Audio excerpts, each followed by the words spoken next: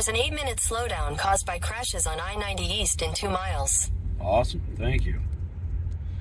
What is up, everybody? Welcome to the warbossfitz channel. This is warbossfitz. Hi, this is my beautiful face that's made for radio, and I am coming home from Adepticon, and I am on such a high right now. I figured I'd do a car video for you guys, and we're here doing a nice little slowdown through Chicago.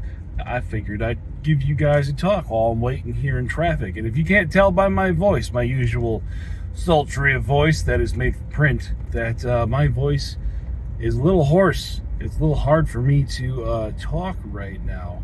I gotta push a little bit because I have been giving demo games and helping out with one-page rules tournaments for 5 days straight, and I am absolutely running on a hobby high right now. We gotta get over to this lane here. And this guy is not... You're gonna let me in. Thank you. So, let me get myself adjusted here. I figured I'd do some talking, tell you about how it went. Now, this is my return to conventions. When I had my son, the little dice goblin, the Lord of the Dead, I, decided it was time to put away some stuff to focus on family and growing up a little bit. But let me tell you, you never grow up. So I have not been to a convention in 10 years. When the opportunity came up to go with one-page rules, I absolutely jumped on it. There's going to be a lot of jump cuts in this one. I'm trying not to wreck the car on the way. Don't do this at home. So for those of you that don't know, one-page rules had a thing at Adepticon this year. We're doing demos, and it was the first official U.S. tournament. And Adepticon this year was in Milwaukee. Now, I've been to Chicago many, many times, but I've never been to Wisconsin. And I will have to say, the one thing that I absolutely love about Wisconsin, I wish I could take your quick trips and put them in Michigan with me. I'd be going there all the time. But the Baird Center that they run Adepticon at now is amazing. It is huge. It is split across 2 buildings with a skyway in between, or a walk-through in between. It actually wasn't until the second day that I realized I'd only seen half of the convention center. And they had all the smaller conference rooms on that side that were just full of games as well.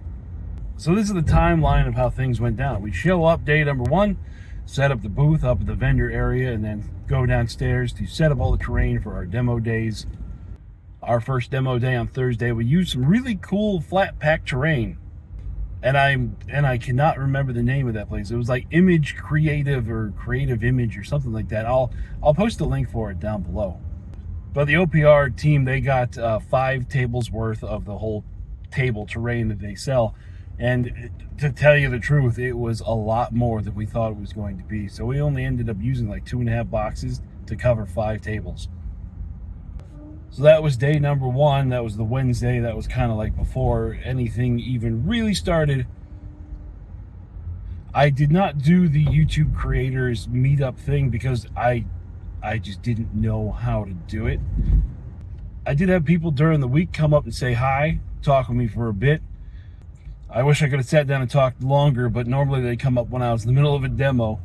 So say a couple things and then show the rest of the one-page rules to the people at the table. But day 2 is where the demos started.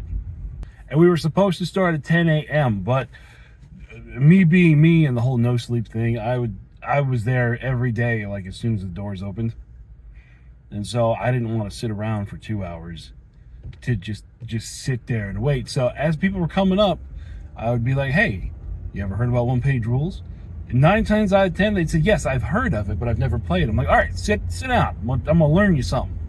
And so the first day, it was just back-to-back rotating tables. We had 1 hour blocks for people to come in and do a demo, but most of the time, it was done in like 20 minutes. We'd walk them through a 500-point game, or we'd have 2 people sit down and they play against each other.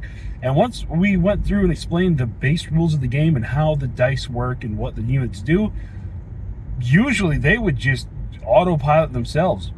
So I was able to cover 3, 4, 5 tables at a time. I would just have to, every time it was the blast weapons, they would have to ask how blast works. And once we explained it to them, they got it pretty easily. And the armies we had with us to demo was a Human Defense Force. We had a squad of Stormtroopers, a squad of Ogre Robots decked out for close combat, and then a Light Walker. And I had people ask me the first day, but it's the biggest model on the board. Why is it called a Light Walker? I'm like, well, because our walkers get progressively bigger, and this is actually the smallest one. And then the second army was the Alien Hives. We had a unit of Soul Snatchers, a unit of Hive Warriors, and a Mortar Beast. All the armies were put together and painted by the One Page Rules team. When I got there at noon on Wednesday and up to the hotel room to see them, they were actually still painting the stuff. And I was trying to get in there to help them, but they only brought 2 paintbrushes. So I didn't get to play with the paint. So that demo day went really good. And I forgot to say that where our booth was set up, it was right across from Mini Wargaming. So I got to see Dave, I got to see Matt. So we were able to take the models that they used for their battle reports, because they brought those, and we put them in our case to show off. Oh, that's what they were talking. That's the wreck they were talking about. All right. Well, little dinger. But I had another one there. Thanks, buddy. So day 1 of the demos went off. It was great. We probably had 100 people rotate through. So day number 2 was the official One Page Rules tournament, the first one we had in America. So we had a wonderful team from Geek Gaming. We had Bum come by with all of the stuff he's been working on lately, and he decked out 5 tables, so we were going to have 10 players in the tournament. With a nice assortment of stuff, we had mostly Grimdark Future armies. We had 2 fantasy armies. We had 1 Vinci army, and we had 1 army of giants. And I'm not really going to go over the tournament because I'm not the competitive guy. I was actually doing a little espionage there for Nexus Wargaming. I sent him all the army lists, and I told him what the places were. So I'm expecting a video out of him pretty soon. But again, it was running back and forth for me teaching some rules. So the guy who won the tournament, his name was Steve. In his first game, we were teaching him the rules, and he went on to win the whole thing. And now, Steve, I hope you know you are the first American champion, and we have to set up something to where we're going to have the guy who won the first European tournament to get you 2 together so we can have our first official OPR world champion. But the tournament overall felt like a very casual event. There was no rules disputes, no fighting over anything. It went perfectly. And I was jumping between helping out with the tournament and running the booth upstairs, where I got to see all kinds of people, all of the big influencers and movers and shakers in the online community for all kinds of wargaming. I even got to meet up with some friends of mine that I have not seen in 20 years. Like my friend Josh, who goes by Orc Butts. Me and him went to high school together and hadn't seen each other since. So I had to make sure to sneak on over to his booth over there working with the Dirty Down guys. And me and him talked a bit, and there's going to be a little bit of moving and shaking going on with some stuff. So then after day number 2, day number 3 was more demo games.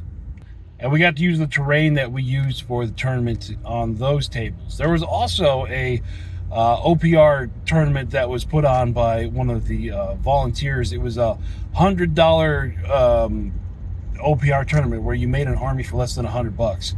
I was running around a whole lot between the demo table and the booth. I didn't really get to interact much with that, but it looked like it went off great.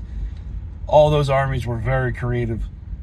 And I forgot the guy's name who won, but it was somebody who actually sculpted his own army. And I believe it was the elves that won that one, those sneaky, pointy ears. So then that brought us to Sunday. And again, I was the first one there. I was there as soon as the door opens. And I knew I was only going to stay till noon on Sunday. So that meant that it was my day to actually walk around and see some stuff. I called that my going around and stealing inspiration. So my first step on Sunday was to go down and look at the Golden Demon entries. And I'll tell you what, looking at that stuff in real life, it's so much different than looking at it on a computer screen. You don't really appreciate the detail and the craftsmanship put into something until you look at it, 2 inches from it and it's in 3D and you can look at it from all the angles. I was also able to go over into all those other rooms they had, all the other events going on the North Tower. And I went around and took a whole bunch of pictures. I looked at Mordheim boards. I looked at the Trench Crusade stuff. I took a whole bunch of pictures of that. I'm sure I've interlaced some pictures with everything else that I'm talking about here, just to cover up my bad editing skills. So I walked around all that. I got to see the other OPR events that were going on. We had a Grimdark Future Firefight event going on Sunday. There was a Warfleets demo that was saying that it was going on Sunday, but I was not actually able to find that one. I just wanted to come by, say hey, shake some hands, tell them thank you for doing what you're doing to get OPR out there in front of everybody. And ooh, that is a big truck right there. Then walked around a bit more to see some people, kissed some hands, shook some babies. And then I was walking by the Conquest booth, and I just have to put these pictures up here. This is the only thing that made me stop in my tracks. And I don't know if the pictures I took of it can do justice, but it is an orc riding a Tyrannosaurus, and I believe it was for Conquest. I was just awestruck by it, along with all the other feral looking orcs they had in that display case. Again, I'm not sure where it comes from, but oh man, it looked amazing. And then that wrapped up my Adepticon experience. At about noon, I got a call from the wife going, "Are you on the road yet?" I'm like, I'm in the van. I'm coming home. I promise. Because I got to go to work tomorrow. Because my scheduling, of course, is not the greatest. So I can confidently say, OPR, we had a 100% successful convention. We got to show the game to a whole bunch of new people that had no idea what OPR was. I'm sure that there's going to be a lot more people playing OPR in the future. And we've been doing some talking, and nothing is official yet. But there were some talks about the future of OPR at conventions. And the enthusiasm that I see, the enthusiasm that I have, I think that OPR is going to become a spectacle at these conventions. So it's going to be all kinds of fun. So keep an eye on all of the Patreon pages, keep an eye on all the newsletters going out, just keep an eye on the OPR website in general, and you'll be able to see some things filtering into it as time goes on, as we get closer to more conventions. But I think that's going to be where I end the video today, as traffic is starting to pick up now, so I don't know if the audio is going to be good anyways, and I should probably focus on the road to not wreck before I get there. So that'll do it for me today here on the wonderful congested roads of Chicago. I hope you guys are having fun playing OPR wherever you are, and I will talk to you next time. Bye-bye. Hey guys, I've been back for a full day now, and I've been watching YouTube, and I realize that some people are talking about their Adepticon hauls. Ignore this. Ignore this. I've been back for a day. That means I got stuff printing already. So let me show you what I got at Adepticon. This is my giant pile of stuff. Well, all these have a story, and they're kind of fun. First off, we're going to talk about this. This is the one-page rules event mini. This one was kind of funny because I was running demos all day and giving these out over and over and over and over and over again. And Param was running a game right next to me, and just for some reason he hands me one and goes, "Here, you deserve an elf." And I was like, "Thanks."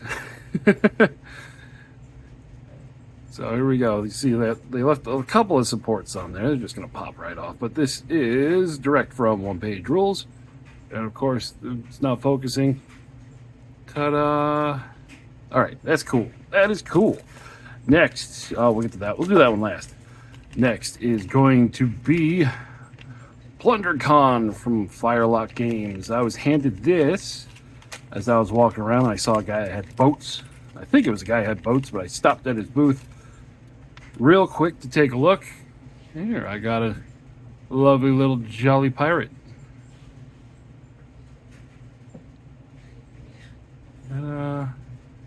So you might see him as an Easter egg inside of an army I make one day. He definitely looks like a hero character.